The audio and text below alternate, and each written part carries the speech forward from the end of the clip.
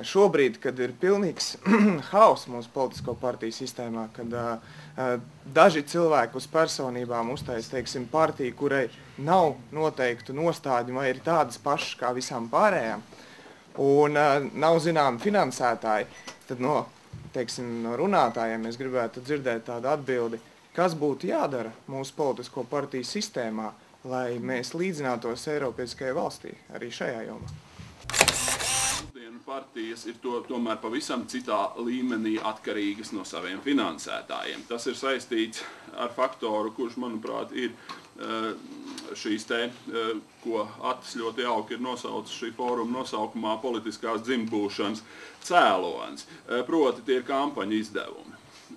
Īpaši reklāmai elektroniskajos mēdījos, kuri jebkurai partijai, kura, lai sevi apliecinātu šādā veidā, ir nepieciešams ļoti liels daudzums naudas, kuru nekādā variantā nav iespējams savākt no biedru naudām un tam līdzīgām lietām, pie kam vēl ņemot vērā mūsu sabiedrības pasivitāti, kur, kā zināms, ko mēs varam gaidīt no sabiedrības, kur īstenībā par politiku ir gatavs maksāt katrs 1000 cilvēks, proti tie ļaudis, kas maksā biedru naudas partijās. Attiecās uz partiju finansējumu, tad ir divi potenciāli konkurējoši scenāriji, no kuriem viens pat ir aizgājis relatīvi tālu, ir pirmkārt daļējs valsts finansējums politiskām partijām, lai viņas kaut kādā, ne tajā ziņā, lai viņas pilnībā nogrieztu no privāta finansējuma, bet tajā ziņā, lai radītu viņām iespēju kaut kādā veidā pirmkārt funkcionēt arī nevēlēšanu gados, un otrām kārtām tādēļ, lai radītu vismaz teorētisku iespēju, ka kāds partijas vadītājs,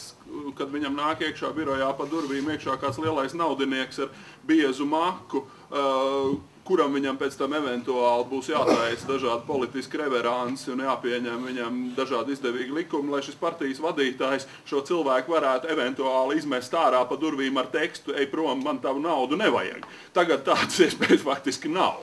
Tā ir viena no lietām, un otra lieta ir, protams, tas, kas attiecās uz, teiksim, kas ir konkurējošais scenārijs, ka šo partiju finansēšanu vajadzētu sakārtot ar ierobežojot partiju tēriņus, proti, gluži vienkārši ļoti stingri regulējot tēriņus elektroniskajos mēdījos, tajā nozīmē, ka pirmkārt tos aizliegt vispār privāti finansēt, otrām kārtām valsts mēdījos sniegt katrai partijai kaut kādu pavisam nelielu, teiksim, relatīvi nelielu ēteru laiku, kurā tie var izpausties, bet nevis tā, kā tas šobrīd notiek ar tām dīvainajām diskusijām, bet ar kaut ko, tur, kur varētu piedāvāt kaut kādu analoģiju klipam, kas savukārt samazinātu diezgan iespaidīgi šo partijas vienkārši nepieciešamību pēc tik lieliem finansu resursiem, kurus, kā jau es teicu, nevar savākt no biedru naudām.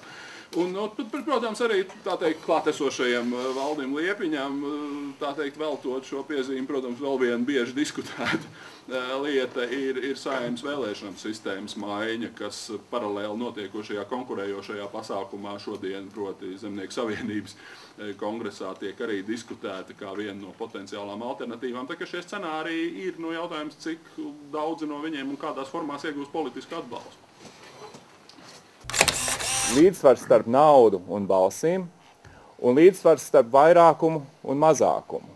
Mēs redzam, ievēlēja koalīciju, Kalvīts pasludināja, tas ir referendums par šo koalīciju un balsošanas mašīna rullē. Un rezultāts bija, ka bija jāiznāk cilvēkiem ielās, kas, protams, nav demokrātiskā sistēmā labākais veids, kā ierobežot varas izpausmes. Labāk būtu, ja būtu institucionāls veids, ka nebūtu šitā te jāsnāk, un tad var viss strīdēties, ko tas nozīmē, cik tur bija cilvēki un tā tālāk. Labāk, ja būtu institucionāls veids, kā ierobežot šito balsošanas mašīnu. Un šis ir tas otrs līdzsvars, kas tiek izjaukts starp vairākumu un mazākumu.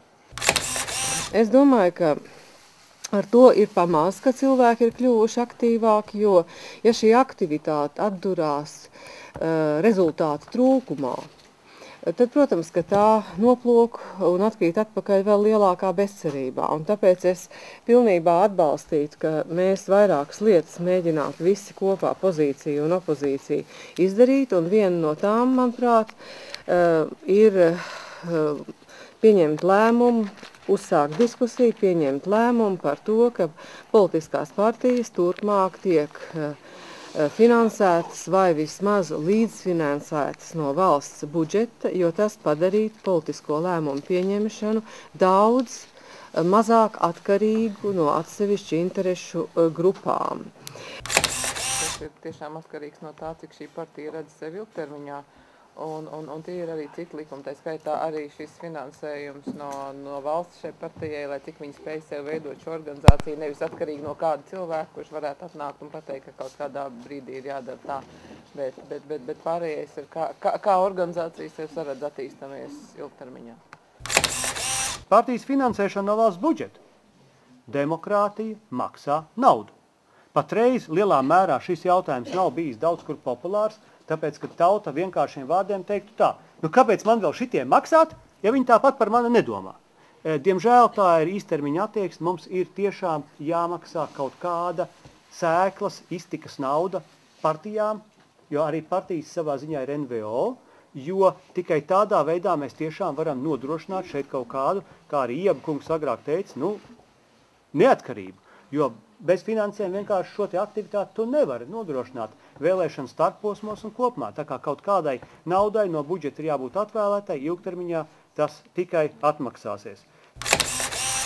Pašreizējā politisko partiju finansēšanas sistēma veicina vairākas negatīvas tendences. Pirmkārt, politiskās partijas nespēja pildīt savus uzdevumus. Starpvēlēšana periodā lielākā daļa mūsu partiju strādā izdzīvošanas režīmā.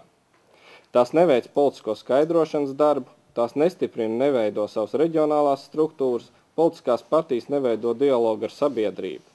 Neizstrādā likuma projekts, nerada valsts nākotnes vīzijas, kvalitatīvus politiskos piedāvājumus un risinājumus. Partija, kur strādā izdzīvošanas režīmā, nespēja pilnvērtīgi pildīt arī tādu funkciju kā valdības kontrole. Līdz ar to arī spēcīga alternatīva piedāvāšana valdošajai politikai.